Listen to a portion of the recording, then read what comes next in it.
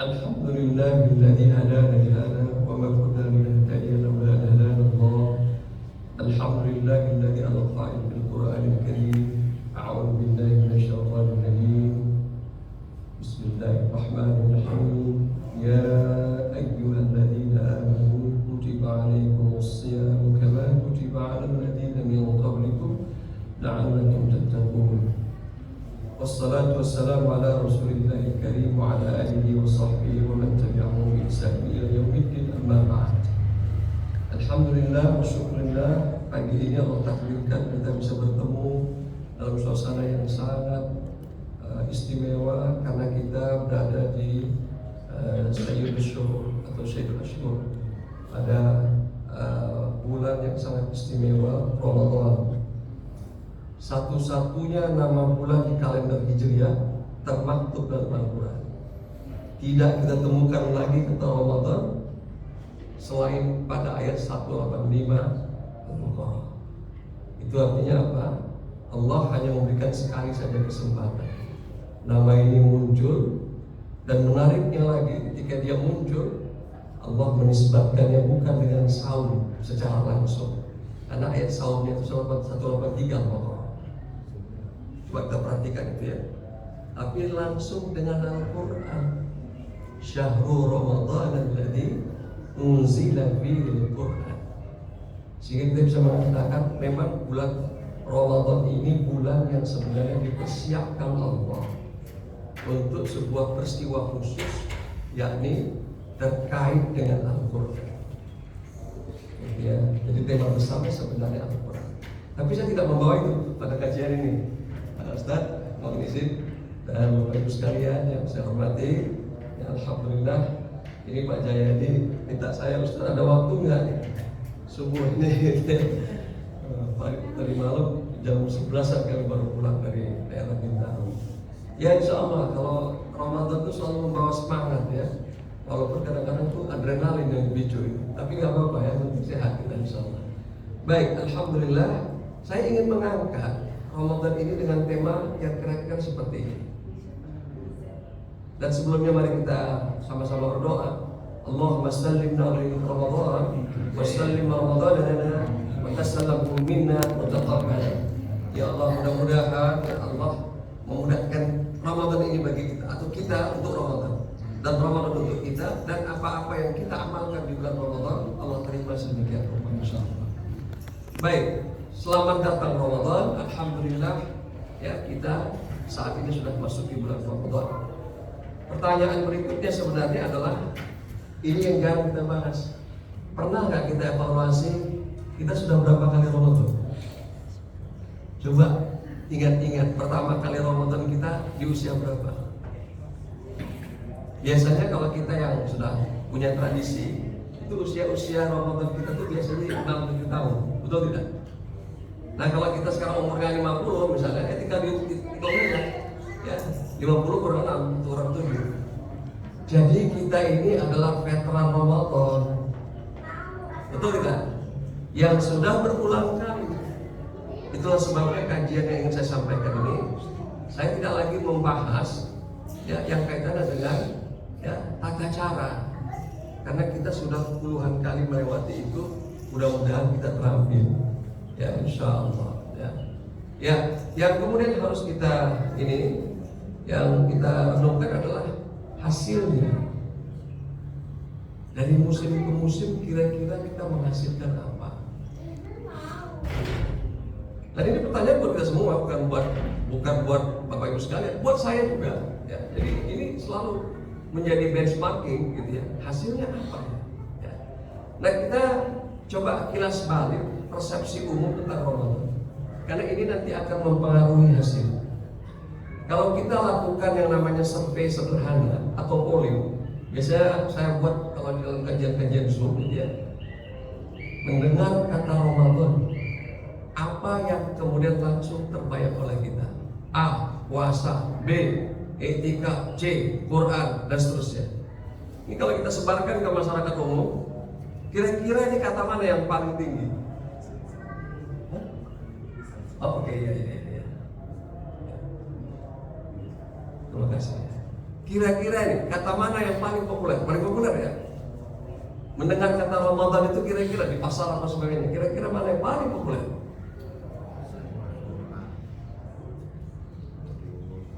Biasanya apa Pak? Puasa. Sepertinya sama kita semua. Di berbagai masjid kalau saya tanya jawabannya sama. Paling tinggi itu puasa. Nah, berarti Ramadan kira-kira ini ya identik dengan puasa. Makanya disebut dengan bulan puasa. Jarang sekali kita dengar bulan Quran. Alhamdulillah telah datang bulan Quran, jarang. Yang sudah ngaji Quran biasanya menyebutkan bulan Quran. Padahal tadi kita sudah sebutkan kata Ramadan itu dinisbatkan langsung kepada Al-Quran. Tapi kita lebih ingat puasanya. Karena apa? Tradisinya memang begitu. Gitu ya. Nah, ketika kita mendengar kata puasa, kira-kira apa yang terbayang oleh kita? Lapar, dahaga, lelah, tidur, dan sebagainya, atau apa? Menjadi lebih khusyuk. Kira-kira apa ini kalimat yang paling sering muncul nanti kalau kita lakukan survei? Lemas. Ini pernah saya buat ini ya, paling tinggi puasa. Ya, bulan puasa. Jadi puasa itu apa? Latihan musawarah nih, biasanya orang ngaji nih. Latihan musawarah. Kalau yang nggak ngaji biasanya nggak gitu. Ya, lapar, dahaga, lemes. Nah, artinya apa? Artinya persepsi kita tentang Ramadan kurang lebih seperti ini urutannya. Ramadan, puasa, lemes. Karena lemes, khawatir, lapar, dahaga, turun stamina, turun selera makan, maka apa yang kita persiapkan berikutnya? Persiapan makanan dan minuman dan catatan suplemen. Kurang lebih seperti itu. Mohon kalau saya salah dikoreksi. Itu sehingga dari tahun ke tahun, dan ini adalah gejala tanda-tanda datangnya Ramadan di negeri kita. Apa itu? Inflasi. Jadi bukan datangnya kemudian hilal, bukan inflasi. Ya. Nah ini menarik. Ini saya lewatkan saja. Menarik kenapa? Karena Ramadan tadi kan bulan puasa. Puasa mengendalikan diri dari makan dan minum, berkuranglah porsi makanan kita. Rasanya belum pernah saya dengar orang gembira mengatakan begini nih, Ustaz, saya ketika sebelum Ramadan berat badan saya 50. Alhamdulillah setelah saya selesai Ramadan 30 hari, berat badan saya jadi 55. Alhamdulillah, naik berat badan saya Ustaz. Gitu ya? Gak pernah ada itu. Yang ada sebaliknya, Ustaz, Alhamdulillah berat saya sampai 70 ini, tapi Alhamdulillah Ramadan ya, itu bisa mengurangi berat badan saya begitu. Karena mengurangi porsi makan. Nah ini menjadi menarik. Mengapa porsi makan kita kurangi, harga bahan makanan pokok atau bahan makanan itu meningkat? Ini menyalahi hukum supply demand. Berkurang demand, kemudian meningkat supply, kira-kira harga bagaimana jadinya? Enggak dong Pak, kalau berkurang demand, supply meningkat. Kalau meningkat demand, supply-nya berkurang, harga naik. Kalau meningkat nih supply pasar-pasar tuh, meningkat tuh. Kemudian demand-nya kan turun harusnya ya. Kenapa? Kita kan mengurangi makan, minum. Harusnya apa? Turun. Jadi tanda-tanda Ramadan kita nanti kelak disebut kelak Ramadan istimewa adalah ketika terjadi deflasi. Jadi kalau masih inflasi, menurut saya itu Ramadan yang berdasarkan tradisi kita. Karena terus terang saya belum temukan hadis dalil riwayat menjelang Ramadan pasar diserbu. Di zaman dulu belum pernah saya dengar. Yang saya dengar adalah orang menyerbu masjid. Artinya para sahabat, para tabi'in. Saya belum pernah dengar, kecuali ada riwayatnya. Jadi artinya apa? Kita barangkali perlu melakukan koreksi kecil buat masyarakat kita. Ramadan itu bukan misi. Yuk kita perbaiki. Karena apa yang kita sangkakan itulah yang kita dapatkan.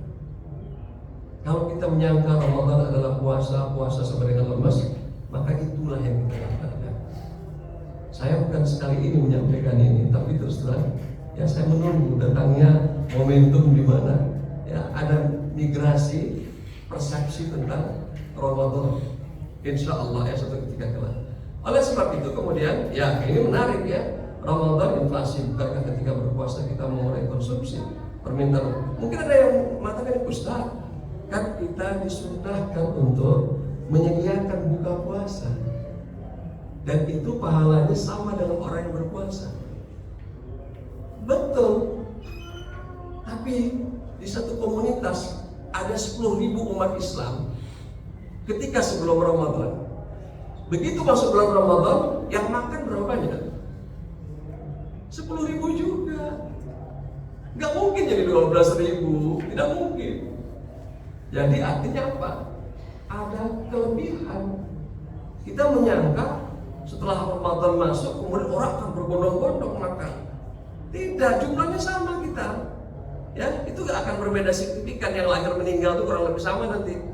Jadi artinya apa? Sebenarnya nanti kita temukan, mohon maaf ini, saya sudah sampaikan banyak di banyak masjid, biasanya akan ada kelebihan makanan-makanan yang tidak kita konsumsi.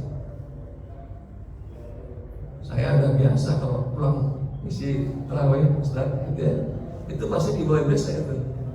Ustaz, kalau bisa di 3 kotak, gitu ya. Kenapa? Ada kelebihan gitu ya. Nah ini perlu kita lakukan, paling tidak semacam koreksi kecil.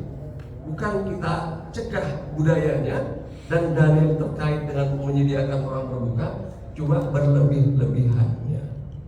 Itu saja ya. Baik.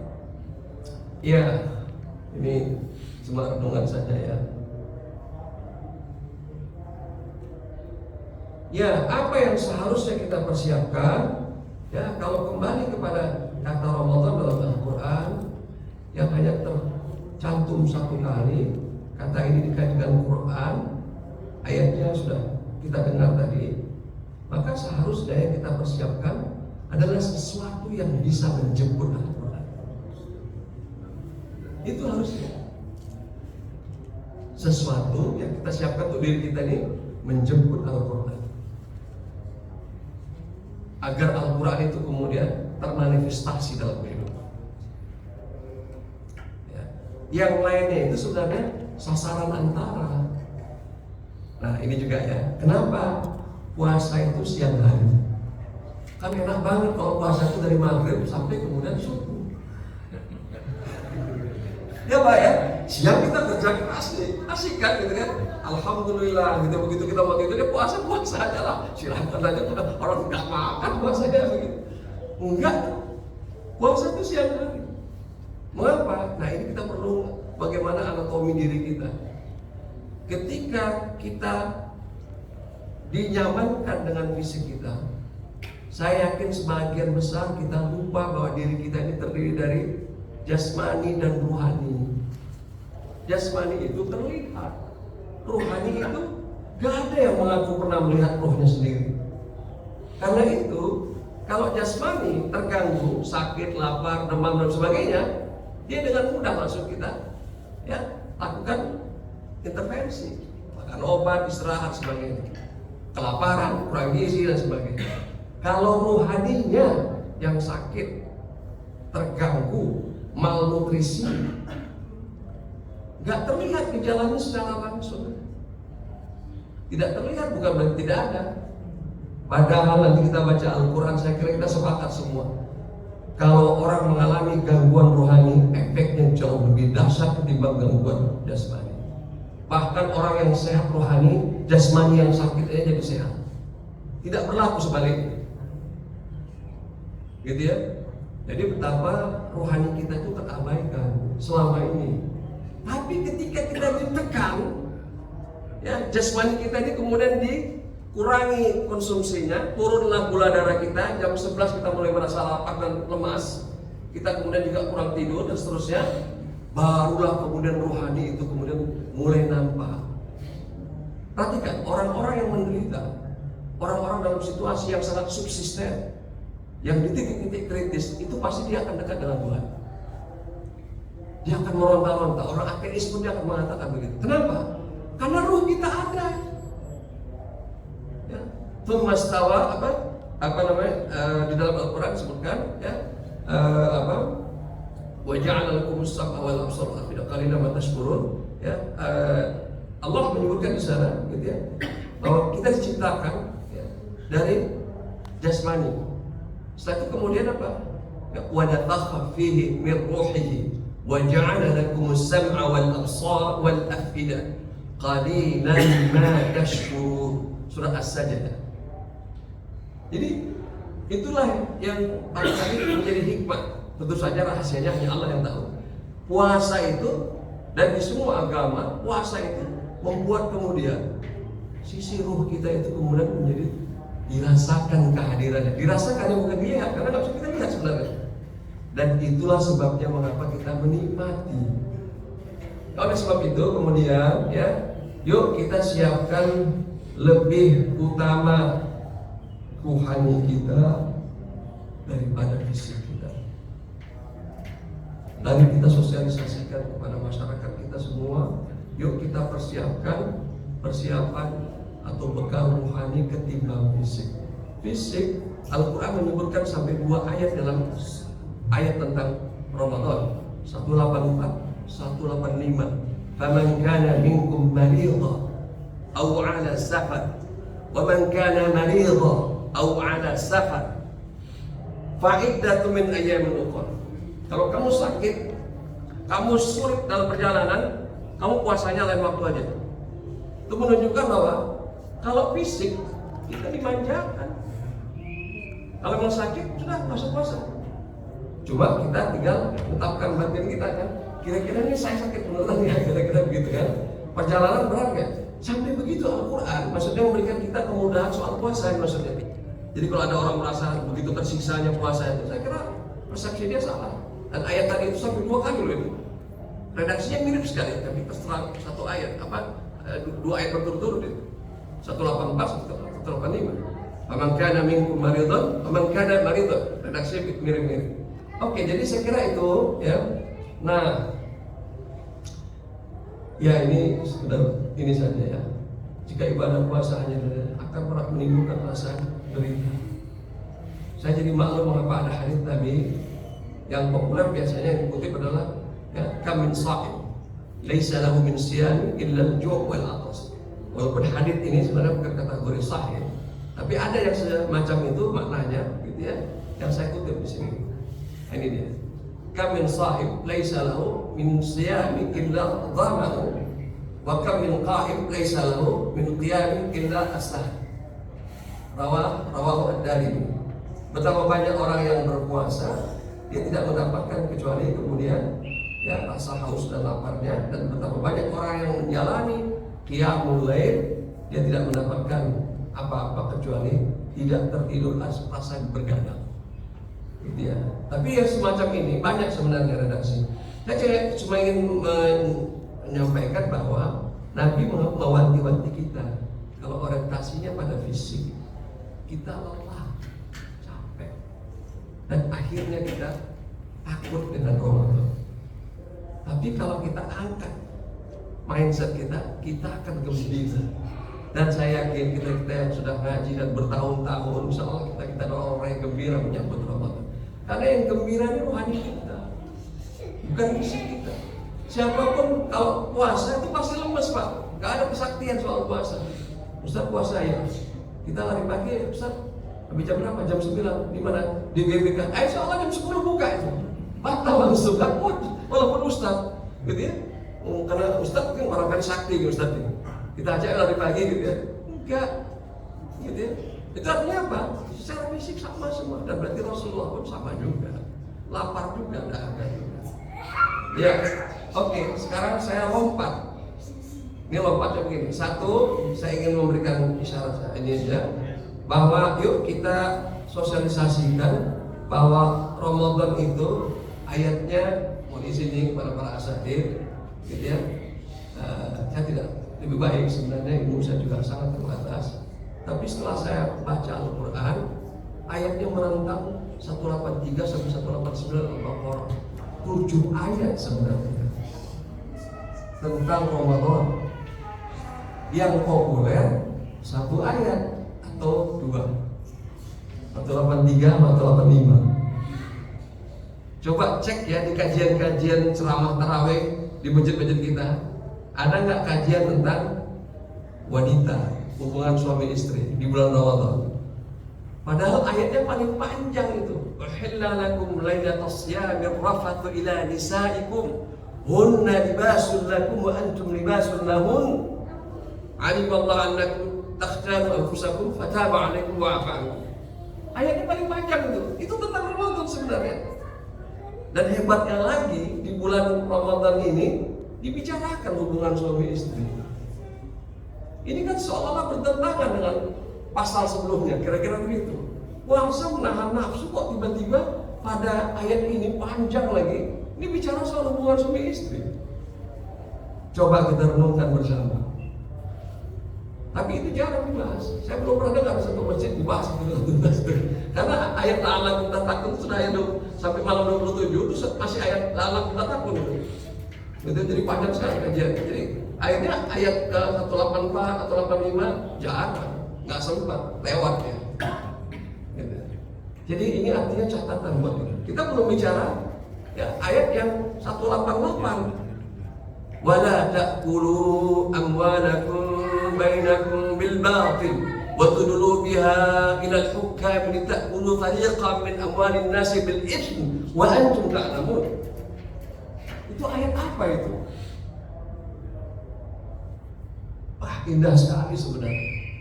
Karena kita sudah terlatih makan yang halal tidak berani kita sentuh di bulan Ramadan di siang hari, maka apalagi yang lebih dari itu. Maka ayat 188 itu langsung kena.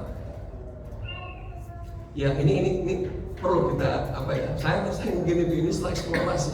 Ya Allah, saya ternyata selama ini perlu perbaikan luar biasa. Karena kita ini kan Ramadan kita rata-rata saya termasuk tradisi. Gitu. Tradisinya seperti apa dulu dijalankan oleh kakek nenek kami. Gitu ya, maka itulah yang kami ikuti.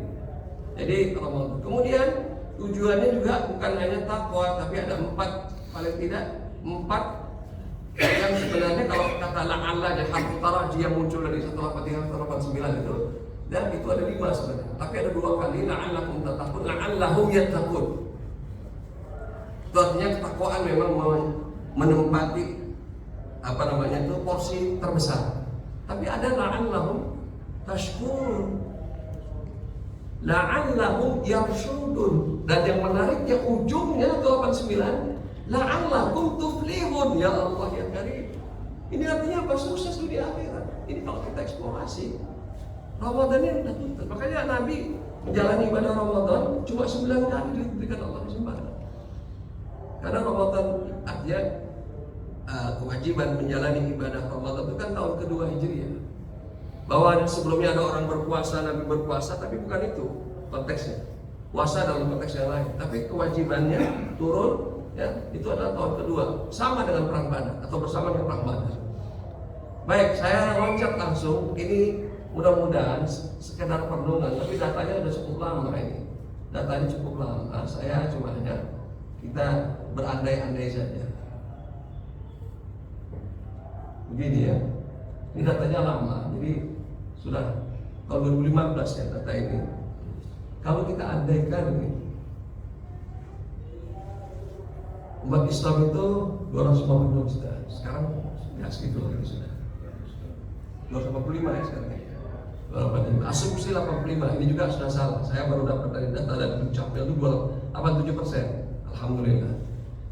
Kalau kemudian kita gunakan data ini, data lama, maka populasi Muslim Indonesia kurang lebih 217 juta. Ini data lama ya. Kemudian asumsinya 60% yang berpuasa.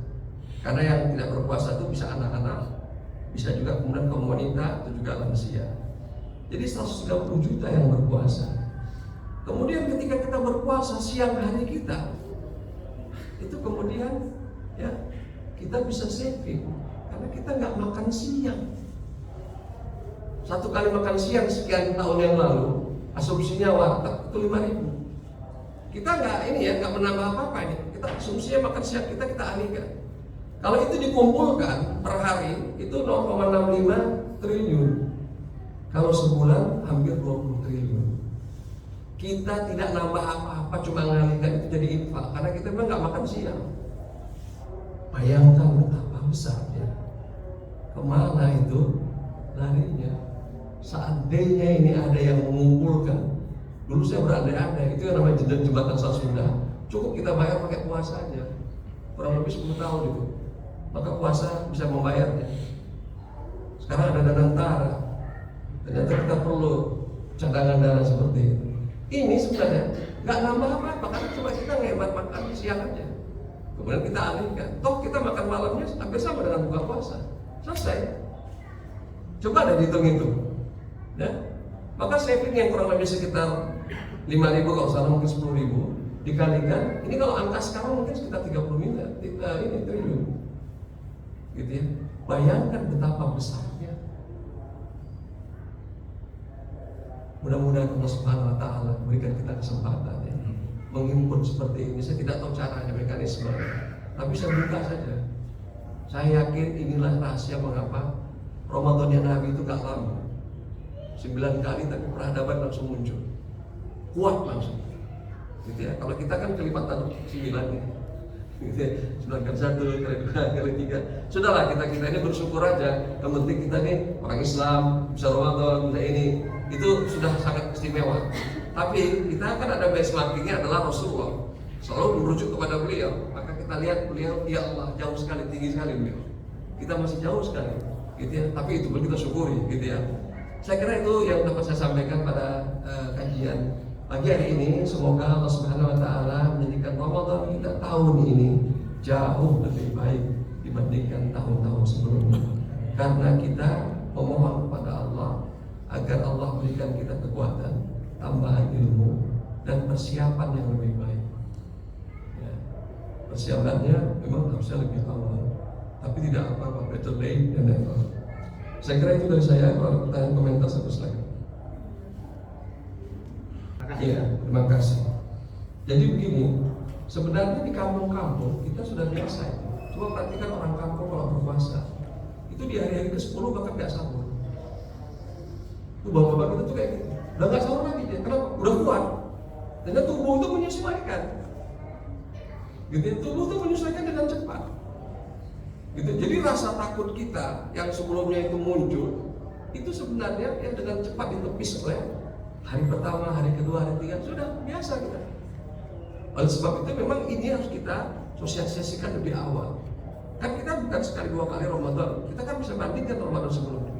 Maka ini harus kita dahulukan agar kemudian umat, gitu ya, mempersiapkan dirinya ya pada bagian yang proporsional. Apa itu? Persiapan mental dan rohani, persiapan ilmu.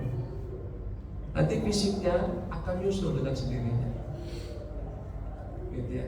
Nah, jadi apa namanya itu? Kalau ditanya apa kiat-kiatnya, ya memang tidak ada pilihan, kita harus melakukan yang namanya itu edukasi yang meningkatkan kesadaran itu. Ya. Karena toh terbukti kita sudah berpuasa berkali-kali, alhamdulillah selamat badan kita. Nggak ada yang kurang karena puasa. Belum pernah kita dengar ada ya jatuh sekian banyak korban karena puasa. Ya, kalau yang apa namanya ritual di India itu Sungai Gangga itu yang sampai jutaan juga orang terjun ke sungai itu bisa dikatakan ribuan orang atau sekian orang yang jadi korban itu meninggal. Biasa itu. Tapi belum pernah kita dengar orang berpuasa. Bayangkan kita berpuasanya berapa miliar.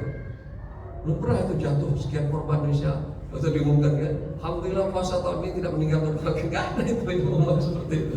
Karena memang puasa nggak akan membuat fisik kita akhirnya menjadi menderita. Karena begitu ada alert dari tubuh kita sakit, Allah berikan langsung ya jalur exit, emergency exit. Kamu sakit, kamu jangan puasa. Karena Quran yang memerintahkan, "Faman kana minkum maridan aw 'ala safar fa'iddatun min ayyamin ukhra." Ya, jadi saya kira ini memang kerjaan kita bersama, mari kita sosialisasikan. Saya yakin ya ada progres yang terus-menerus kalau kita terus sosialisasikan, insya Allah. Tapi ada yang barangkali mudah-mudahan menyemangati kita. Kita tahu bahwa kalau umat ini punya bayangan apa yang akan dituju, misalnya gini, 3 kali kita puasa ya, kita akan punya ini. Nah, itu mungkin orang akan berbondong-bondong karena ada target. Gitu ya. Oleh sebab itu ya kita ini harus mendorong umat untuk kemudian punya target. Ya. Puasa kita yang keempat kali ya, insya Allah 4 tahun yang akan datang, targetnya seperti ini. Gitu ya. Nah, target itu bisa target makan fisik, karena kita bisa sebenarnya melakukan itu jauh-jauh hari. Gitu ya. Nah, itu barangkali komentar saya, Pak. Kalau mereka backgroundnya masih ada agamanya, misalnya mereka adalah Kristen atau Jews, baca aja Bible, jelas ayatnya di sana.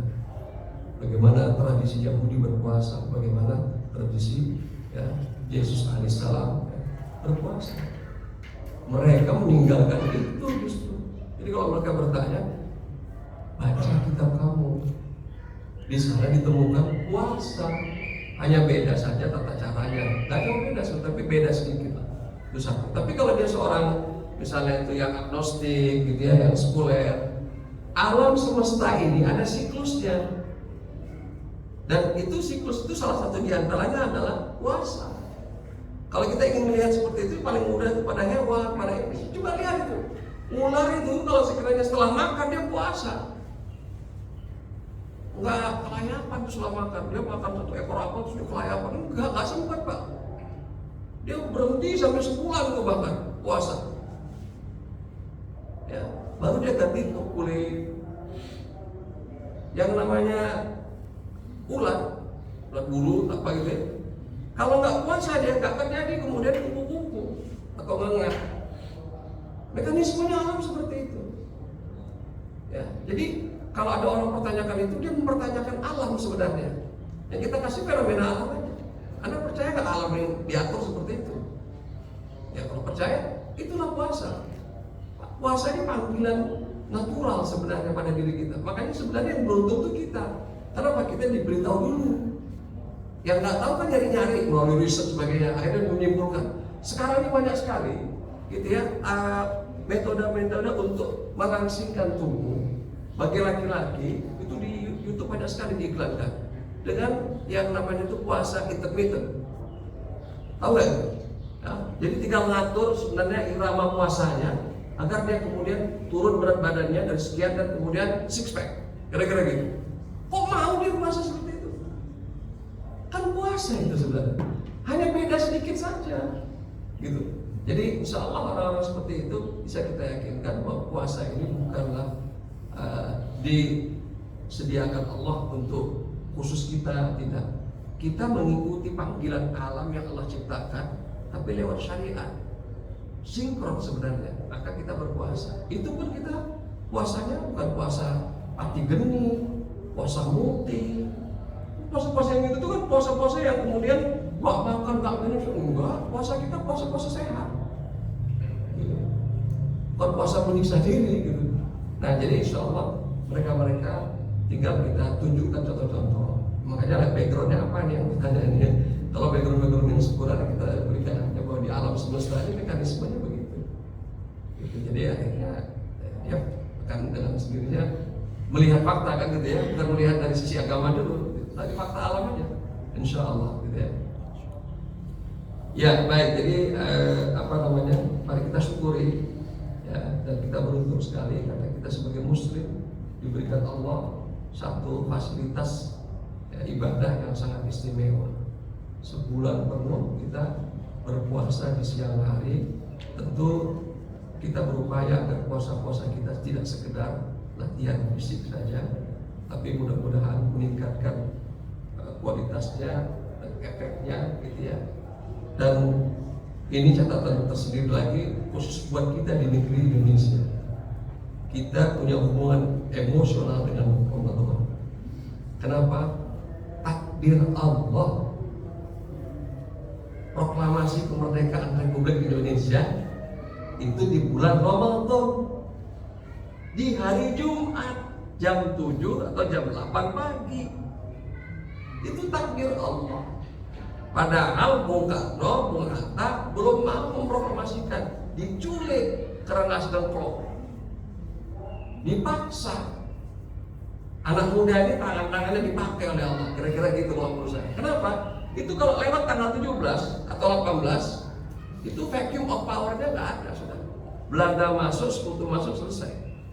Kita nggak punya kekuatan hukum internasional mendapatkan pengakuan. Jadi window time ini sempit sekali sebenarnya. Siapa yang memilih itu? Coba kita renungkan, siapa yang memilih itu? Kalau bukan karena Allah Subhanahu Wa Taala menggerakkan sedemikian rupa. Maka saya terus terang, mohon maaf nih, saya terus terang menjadi sangat nasionalis, bukan menjadi ini ya. Itu adalah setelah saya berdakwah. Jadi tahu betul saya cintanya negeri ini. Saya bilang, kalau Bapak cintanya 10 Pak, saya 11. Apa Ustaz? Urusan Lemhanas? Bukan, karena cinta itu datang akibat dari syukur kita kepada Allah. Saya mensyukuri negeri ini, maka cinta saya pada negeri ini tuntas dalam rangka mensyukuri negeri ini. Nah, jadi ini emosional ini penting juga untuk kita renungkan. Karena terus terang kalau nggak kita lupa bahwa sebenarnya negeri ini Allah hadiahkan kepada mayoritas umat Islam yang ada di Nusantara ini, ya itu pasti punya rencana khusus, ya disediakan khusus waktunya. Memang begitu dia lahir tercabi-cabi, ya. Tapi kalau ditanyakan, saya tanya juga, Ustaz, kenapa negeri kita ini begitu lahir langsung ini, langsung itu sebagainya, langsung kemudian muncul maklumat X, langsung kemudian jadi parlementer bukan presidensial, kan itu kan yang pertama sekali kan presidensial. Saya bilang sudahlah itu qadarullah sudah. Tapi hikmahnya apa? Ini bayi kuat banget. Udah digebukin sana sini masih kuat sampai sekarang. Itu artinya ini bayi kan luar biasa. Hanya bayi-bayi yang luar biasa yang mengalami penderitaan sejak kecil tuh kemudian dia survive. Itu persangkaan baik kita kepada negeri ini. Ini negeri luar biasa. Nanti Allah akan pilih negeri ini dan kaumnya membawa peran tertentu. Kita tidak tahu sekarang. Tugas kita adalah menjalankannya. Dan itu Ramadan termasuk menjadi tanda-tanda bagi kita. Nah, mudah-mudahan ya, insya Allah kita semuanya orang yang mencintai negeri kita ini, ya karena Allah Subhanahu Wa Taala, karena kita bersyukur. Kalau kita tanya kenapa Ustaz? Karena bersyukur. Bukan karena saya kemudian pernah latihan militer 3 tahun di mana, enggak ikut itu saya, tapi saya bersyukur. Dan itu saya dapatkan bukan ketika saya jadi aktivis mahasiswa. Mohon maaf ini, dulu saya kalau jadi aktivis, mohon maaf Ustaz ya, itu saya anti government. Ya, tahun-tahun 90-an tahu sendirilah aktivis mahasiswa seperti apa. Ya, nggak ada kamusnya di sana itu aktivis mahasiswa ini, sampai sekarang juga masih begitu ya. Tapi saya akhirnya sadar, ya Allah, ini negeri yang saya cintai. Bahkan dulu bukan anti government, saya anti NKRI.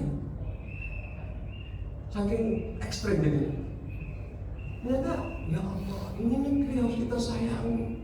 Soal kemudian yang menjalankannya mungkin barangkali nggak pas buat kita sebagainya, itu adalah ujian. Tapi ini yang dicintai. Nah, begitu berubah ini persepsi, berubah pula doa-doa saya. Allahumma barik li Indonesia ya Allah, Allahumma barik ala Indonesia ya Allah, Allahumma barik. Ya, dan wa kulli buldan muslimin amma. Itu negeri muslim ini kita doakan juga. Tapi kita mohon pada Allah. Ya, saya kira itu saja yang saya penutup. Semoga Allah Subhanahu Wa Taala ya memudahkan kita. Cukup yang ada lagi ya Pak ya, Allah ya. Ya. Kita terima kasih, kita tunggu doa kita majelis. Subhanallah wa bihamdika asyhadu an la ilaha illa anta astaghfiruka wa atubu ilaik. Wassalamualaikum warahmatullahi wabarakatuh. Waalaikumsalam.